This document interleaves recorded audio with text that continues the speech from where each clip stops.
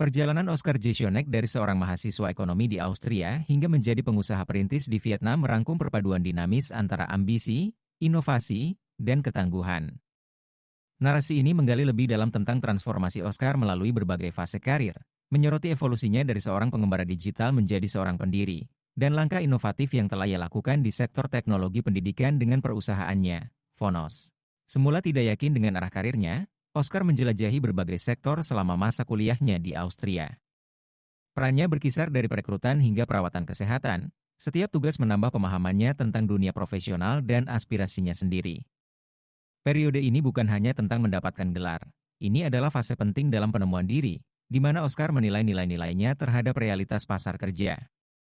Dalam peran-peran inilah ia menyadari ketidakpuasannya terhadap jalur konvensional di bidang konsultasi dan keuangan, yang mendorongnya untuk melakukan usaha yang lebih berdampak secara sosial. Pergeseran yang menentukan dalam lintasan karir Oscar terjadi selama proyek di Timur Tengah, di mana ia bekerja dengan para pengungsi. Pengalaman ini sangat penting, menegaskan keinginannya untuk mengejar jalur yang penuh dengan tujuan dan dampak. Namun, kepindahannya ke Vietnamlah yang memantapkan ambisi kewirausahaannya. Di Vietnam, Oscar terinspirasi oleh energi yang dinamis dan tantangan unik dari pasar. Dia mengamati adanya kesenjangan yang signifikan dalam konten edukasi yang tersedia, terutama di sektor audio non-fiksi, yang kemudian melahirkan Phonos. Phonos dimulai dengan tujuan yang sederhana, menyediakan konten audio non-fiksi berkualitas tinggi yang dapat diakses dan disesuaikan dengan pelajar Vietnam. Fokus awalnya adalah pada buku audio, memanfaatkan keunggulan hak cipta untuk membangun ceruk yang dapat dipertahankan di pasar digital yang berkembang pesat.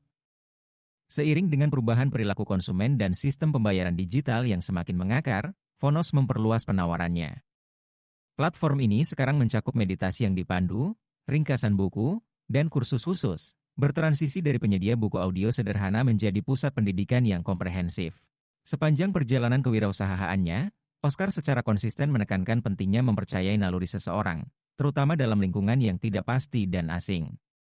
Filosofi ini telah membimbingnya melalui berbagai keputusan penting, mulai dari pindah ke berbagai benua dengan keamanan finansial yang minim, hingga membuat keputusan strategis yang sangat penting di Phonos berdasarkan umpan balik pasar dan intuisi pribadi.